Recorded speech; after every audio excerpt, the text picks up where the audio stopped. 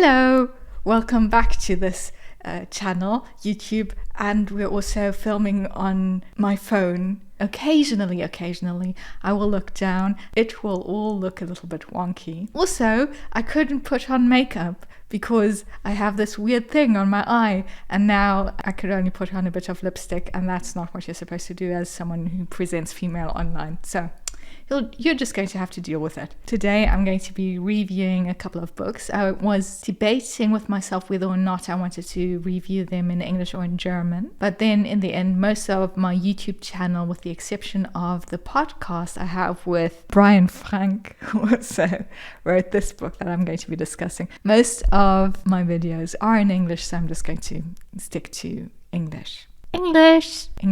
So today, as I said, I'm going to be reviewing books I read in the first couple of months of 2026. These are not all of the books. For some of them, I listened to the audiobook, and for others, I read an ebook version. So I'm going to try and repeat the names accurately, which I won't be able to do at all, but perhaps someone can help me from the background. Let's get started. This one actually is a reread I finished fairly recently. This is a book I picked up for, a book club and a writing circle, if you will, that I have with fellow writers in Hamburg and online. And this is A Room of One's Own by Virginia Woolf, and it's probably the most famous book on writing from a female perspective in the 19th century, and it deals with what, of course, women in particular need in order to write. Yeah, you probably are well aware of this book. I think it's quite a lovely read. Of course, this is from a very privileged perspective, a white perspective in the 19th century. And this edition, I must say, is so pretty. That's one of the main reasons I picked it up. So otherwise, I could have found a copy online, I'm sure, for free. But I think this is just gorgeous with the inlay paper. And, I'm a little bit of a nerd for these types of things. Yeah. A Room of One's Own. The next one is called this way around. The next one is called Die Puppe, so The Doll. It's by Tanja Reich. This, full disclosure, I did the sensitivity reading for this book. It's about the role of dolls in the context of feminism and femininity, and how dolls evolved over time, not only in Austria and Germany, but also in different cultures, and what the meaning of dolls is and what they represent in different religions as well. One of the most famous religious applications of dolls is probably the voodoo and voodoo dolls, but there are also a lot of other ideas of dolls, interesting concepts for sure. It doesn't go into aspects of race quite as much as it could, but there are some aspects that I found quite illuminating that I hadn't thought of before. It was published in Residenz Verlag, which is a small indie publisher from Austria. And it's also such a lovely cover. It has this linen cover. I love linen covers. I think more books should be linen covers. And just look at it. It's beautiful. Continuing on. This is the first book, actually, that we read for the book club. This is a very famous entry as well. It's Bird by Bird by Anne Lamott. I wanted to read this because I didn't want to read Cameron's The Artist Way, because that book I thought would be a little bit too religious, perhaps a little bit too centered around godliness, and not all of the people in the book club are religious. So that's why I wanted to pick this book. Turns out this book has some passages on God and religion in it as well. It was first published in 1994. It's quite an interesting read. It has a lot of advice for aspiring authors, which I think is quite good. But it does use a lot of ableist language, and the idea, especially the idea that, all of the mental health struggles you might struggle with as a writer are actually beneficial to you, and that you can draw from that. Something that I've found in quite a lot of these auto-fictional, autobiographical / writing advice books. I don't think that's a good take to have. Moving on. Moving on. So this is White Tears, Brown Scars by Ruby Hamad. I think this is really interesting because it gives a pop cultural overview of how white feminism betrays women of color. And I think there are a couple of very interesting aspects. I've recently read a lot of theory from the left that's quite critical of identity politics. And I would say that this book skews towards identity politics in a way, but a lot of the examples are quite interesting if you look at the development of certain pop cultural stereotypes for different women of color, for Black women, etc., and how that stereotyping affects us, of course. Moving on. This is a funny book. It's called The Wedding People. It's very popular right now. It's by Alison Esbeck. I would say this is a very neurotypical book. So the main character's name is Phoebe. Phoebe is an academic at university in the literature department. She's married to her husband, who's also at the literature department. And she's unable to have kids. She's 35 years old. Her husband then finds a younger model, and she basically decides to just, off, go to a beautiful resort and kill herself. The only problem is that at that resort, there happens to be a wedding going on. The bride finds out that Phoebe is there to kill herself and that she's not actually part of the wedding party. And also, the bride does not want Phoebe to kill herself during her wedding. But the bride herself has some secrets of her own, and it's quite an interesting and funny book. So if you're looking for this is a classical beach read type of thing. Not too difficult, but has some interesting topics interwoven. It doesn't think the reader's completely stupid, which sometimes beach reads do, which I think is quite annoying. Dies ist mein letztes Lied. It is a science fiction novella by Lena Richter. It is about a musician. It's about the last song, and that's the title of the novella, that this particular musician is going to be performing. And at the end of the performing, the musician knows that something's going to happen and that this, in fact, will be their last performance. It's very interesting in terms of gender and in terms of how the story is structured. I really highly recommend this book. Lena is part of the progressive fantasy, sci-fi and horror writers that we have in Germany. So if you happen to speak German and you want to read a really interesting sci-fi story that's also a quick read, because Lena specializes actually in short form content, mainly fantasy and sci-fi short form content. She also does a lot of work on DSA, which is the German equivalent to D&D. So I highly recommend you go and read this book. So this is Pizza Orlando, which is a reference to Virginia Woolf via other writers.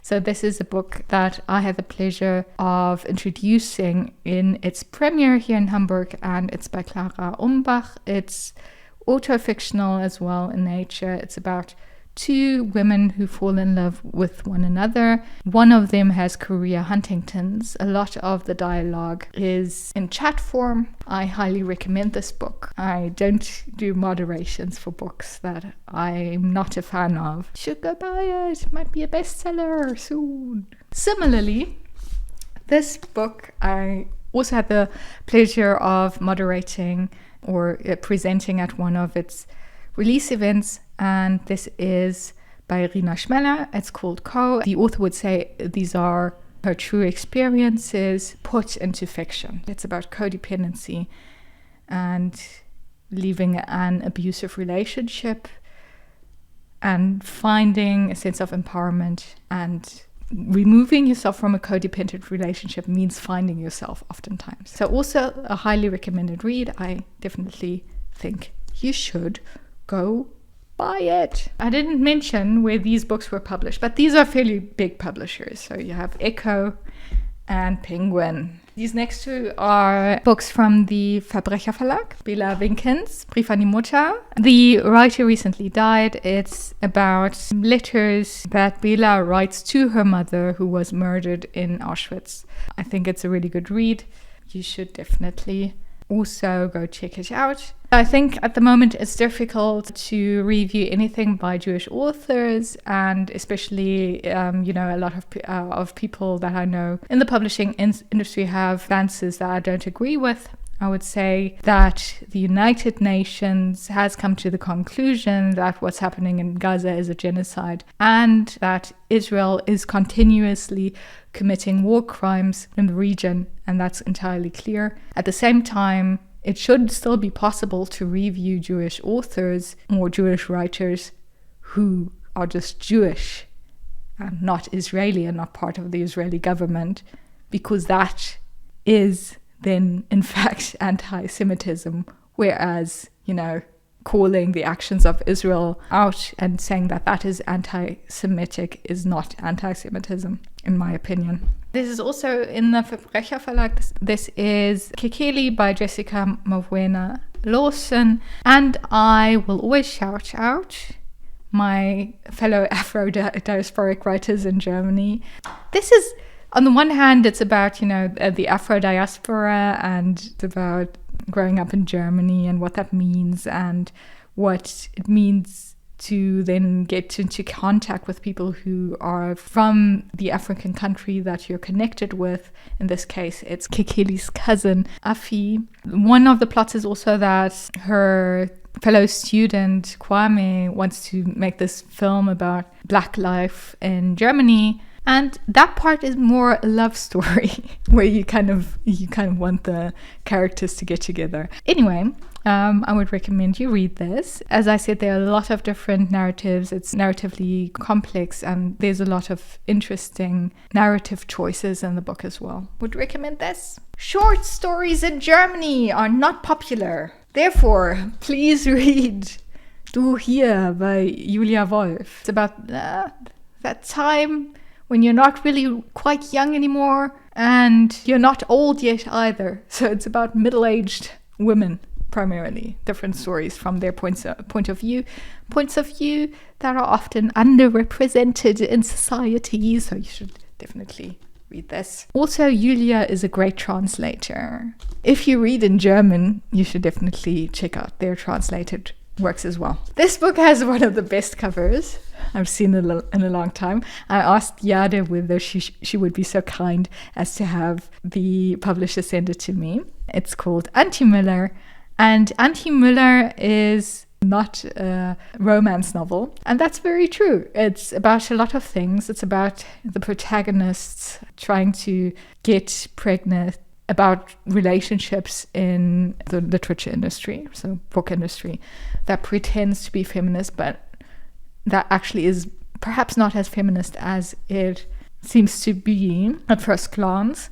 And I just love this title. So Anti-Müller can be read as something anti-German in a way, or, because Jade is, of course, writing from a migrant perspective. But actually, Anti-Müller is something that you need to get pregnant. And it's important to know how many Anti-Müllers you have basically in your bloodstream in order to get pregnant. So it has to do with that as well.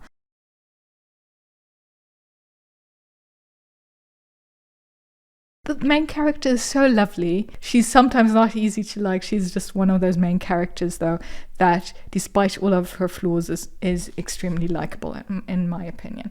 So I might review this in more detail, but it is definitely a book that I would consider very feminist. So this I'm not going to review in detail, because this is one of the books that we reviewed in our horror podcast. It's called Manhunt. It's by Gretchen Falker Müller. It's a horror book.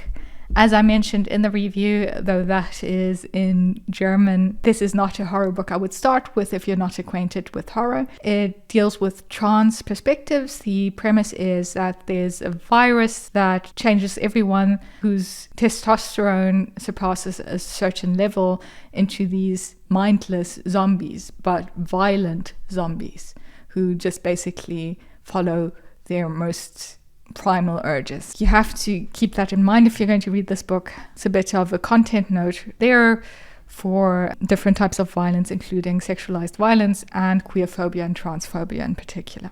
The same with this book that we also reviewed. So this is Don't Let the Forest In. Very popular in Germany. It was also very popular in the US and the UK. It's a young adult book or a new adult book. I'd give it grace for that. And so this is the German version. This is not my book, actually, it's Brian's, but I think he's going to give it away.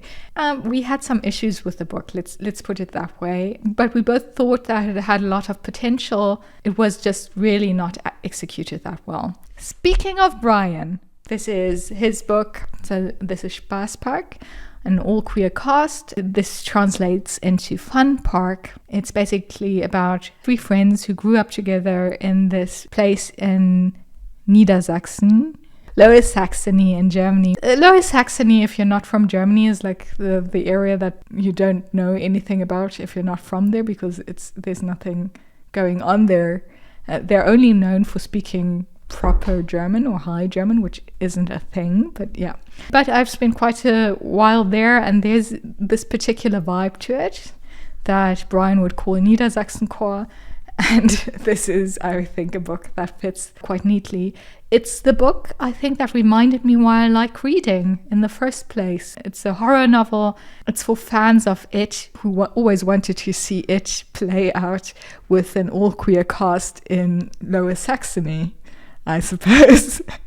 But I really love it. I love the characters in this. So Yuri, Lando, and Sabrina are some of my favorite characters in fiction to date. And I would highly, if you speak German, I would highly recommend you read this. If you don't, I'm actually translating the book at the moment. So if you want to hit me up, English-speaking publishers who will never see this video, then consider doing so. Another entry into the book club.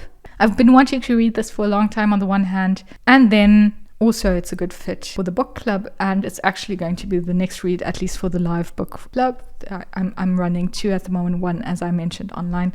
So I don't know whether they want to read this as their next book yet. It's similar to Bird by Bird in the way that it's also auto-fictional or autobiographical. It's about Stephen King's life and upbringing and some of the most important aspects in his memory growing up. The episodes he has in there, not all of them, but a lot of them have to do with writing, of course, but then there are some of these episodes where you're like, I understand now why you became the most prolific horror writer. He's a baby boomer, and from time to time that comes through in his writing. So he's had some views where I'm like, I don't know about that, but it's still interesting, and he just has a very compelling style of writing, and he doesn't want to waste your time. I mean, the first thing he writes in one of the forewords is that he doesn't want to waste your time, that brevity is the most important thing in these types of books, right? And he talks a bit about his writing schedule. And what's really interesting is that Stephen King doesn't believe in plot, which, given the books he writes, doesn't make a lot of sense. But then if you think about it again, his books are really character-driven. So the plot develops from his characters. So that, I think, was quite surprising.